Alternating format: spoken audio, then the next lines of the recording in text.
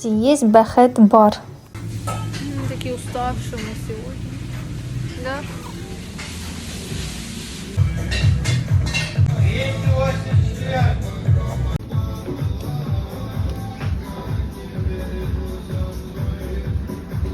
Рахмет, спасибо.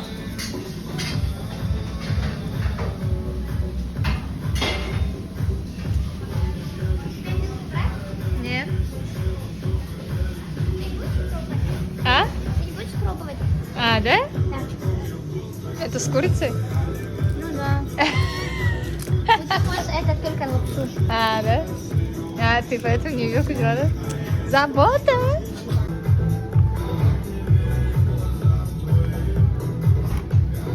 Блогер года. Йоратам. Да. Урын